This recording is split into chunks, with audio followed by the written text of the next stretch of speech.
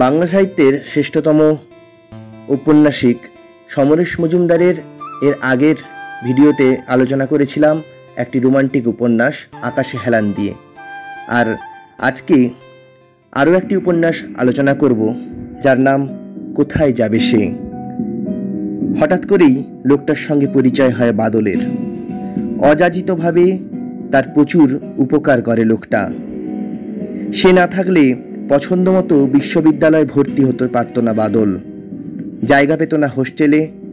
কিন্তু কে এই রহস্যময় লোকটা? লোকে তাকে বিভিন্ন নামে চেনে।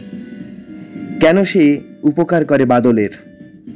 কেন পুলিশ তার পিছু নেয়? কোন মন্ত্র বলে মফস্বলের ছেলে বাদলের সামনে খুলে যায় একটার পর একটা জাদু দরজা? বিদেশ যাবে এমন কয়েকজন ছেলে মেয়েকে ইংরেজি শেখাতে বলা হয় বাদলকে। তার বিনিময়ে আসে অনেকগুলো টাকা। কেন কেন বিদেশে পাঠানো হচ্ছে ওই অর্ধশিক্ষিত ছেলে মেয়েগুলোকে? এমন কি ঘটে বিদেশের মাটিতে যা বাদলের জীবনের আমূল পরিবর্তন ঘটিয়ে দেয়? এ বইয়ের পরতে পরতে রয়েছে তেমনই রহস্য। তাই তেমনই সেই রহস্যকে সন্ধান করতে এবং এমন রোমাঞ্চকর উপন্যাস পড়তে আপনাদেরকে পড়তে হবে সমরেশ মজুমদারের উপন্যাস কোথায় যাবে সে।